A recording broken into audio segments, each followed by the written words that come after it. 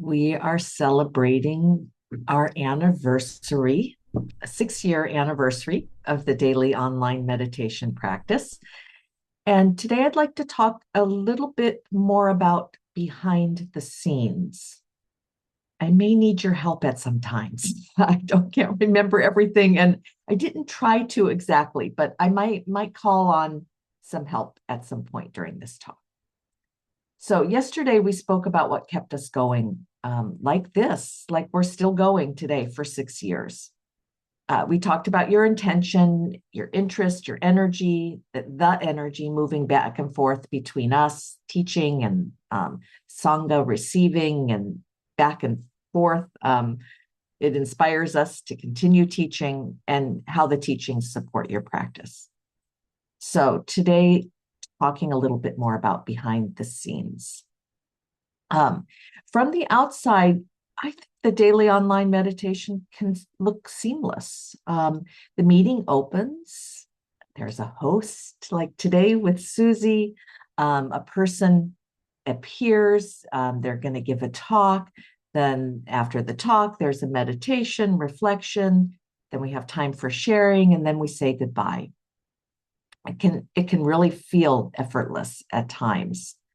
But like most communities, especially small nonprofit spiritual communities like us, it relies on a great deal of volunteer effort, on a great deal of discipline, and a certain kind of discipline. It takes a lot of discipline for volunteers, for us to continue offering a practice, and discipline for you to keep showing up, to meditate, reflect, and put your experience into words. This is a kind of discipline. It's not rigid, though. And this is a kind of a tweak of really, it's a discipline that grows out of interest and curiosity and our relationships. We keep returning because something meaningful is happening here. And then that becomes our shared interest in wanting to keep that going. And that's been so helpful that other people have wanted to keep this going. So the practical things that make it possible, one of the things Nellie and I discovered early on is we can't do this by ourselves. We need other teachers to help us. Now, isn't that a mark of existence right there? We wouldn't exist if we didn't ask other people to help us. And we needed help managing the technology, opening the Zoom, handling participants, dealing with like the small things that inevitably arise. It was too much for us alone. So we began asking others to help. And here's my list. And here I don't want to leave anybody out. So if I do, this is where I'm calling on you. So this is a list of people that have come in and helped us. Bill, Janet, Aaron, Wendy, Susie, Brad, Ellen, Erica, Holly, Susan. Yes, Susan, because not Susan, not Susie. We always have a few Susans. Charlotte, Nikki, Kim, KT. Now, my memory's fuzzy, but I think that list is pretty complete and up to date. Kate. Kate taught for a while. Nikki. I'd like to mention the people who stepped up during retreats. I know Tracy did one. I forget the previous one. That might have been Kim. Yeah, Kim. That kept it going when the teachers were Right. otherwise occupied. That to me was wonderful. Memorable. Right, Nikki? Thank you.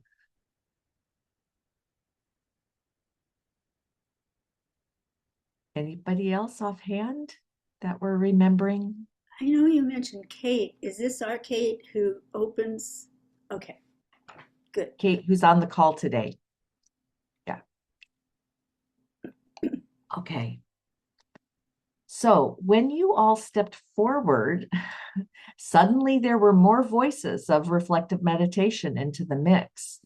And this aligned with something that we all know, but I want to remember it's an important value for us that we're not relying on a single teacher. We're not relying on a single person. And we're allowing the diversity of voices to explore the practice. this is the core principle, and I think it became much more clear that your own experience in meditation is the meditation teacher. And we all get a chance to speak to that. And we keep reminding ourselves of that. So when the host team began to form, this was always an interesting time. This was how to open up the meetings, and they arrive early. They're on 10 minutes before us. They're helping us manage technology. And many have trained themselves. I mean, this wasn't something we knew. We didn't know how to use Zoom. We learned it together.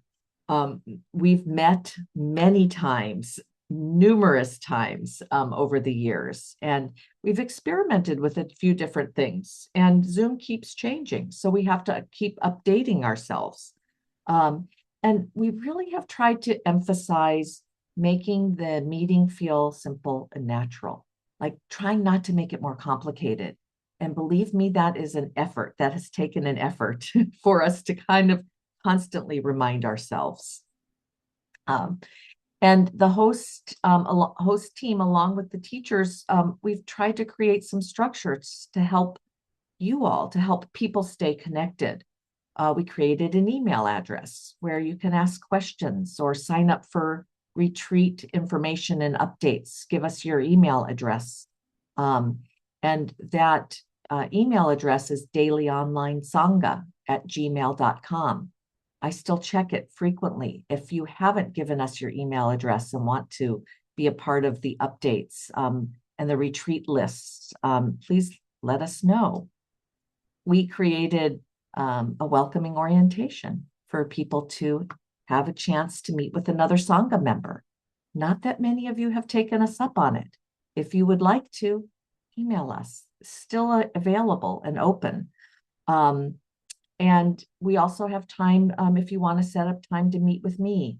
Nellie's time is more limited, so we've really kind of put me in charge of meeting with people, which I love to do. So if you ever want more time with your practice, you're welcome to email that dailyonlinesangha@gmail.com. But the intention is to help newcomers, to help maybe people who have been here for a while, just have a little bit more basic understanding about how reflective meditation works and how you might find your place in it. So another thing I want to give attention to is this gradual growth of a teaching team. This has developed over time. And in the beginning, the talks were only by a few of us, and more people have come on board. And I've been doing mentoring with a group. We call ourselves the Manatees. And we've been doing training to give talks, training in the interview, studying the teachings, and exploring how reflective meditation works in comparison to other Buddhist traditions, and really giving time and attention to the development of how this learning to teach becomes a practice. And more people have learned to teach reflective meditation, and that's been a way that they've deepened their practice. And there's a real balance in our giving talks that we're learning to teach the Dharma, but also learning to talk about our experience and the Dharma in our experience. And that's a real balance that people have to find. And sometimes you hit the mark in one direction and other times in another direction.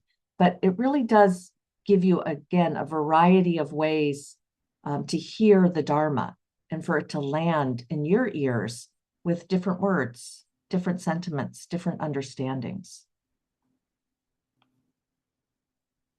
So one of the surprises, we talked a lot about the surprises yesterday, but this is a surprise, is how much these talks have shaped our teaching, the reflective meditation teaching. It's become central around a 10-minute talk, not much more, not much less, like just giving a short talk where we can clarify a few ideas.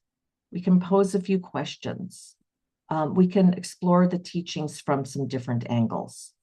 In that sense, I think it feels like our teaching is an ongoing inquiry into the Dharma. And it's helping us all refine our understanding of not just the Dharma, but of reflective meditation, because our practice is changing as we change the practice. As we change and grow in this daily format, the practice of reflective meditation takes on new nuances. So when we look behind the scenes of these 6 years, what we see is not just a daily online meditation meeting. We see a community of people offering their time and skills, and volunteers that have learned so much together. Spiritual friends studying and exploring the teachings together. And all of these conditions, they really come together to sustain us in the way none of us could have created alone. I guess that's my main point today, is this practice continues not because of any one single person, not even because of the founder of the practice, or those of us who have taken it up and made it our own, but because many people contribute their interest and their energy and their care. So in that way, I feel like the daily online is enacting the teachings. We're not just teaching, we're living them together. Okay, enough. Thank you. We will thank you all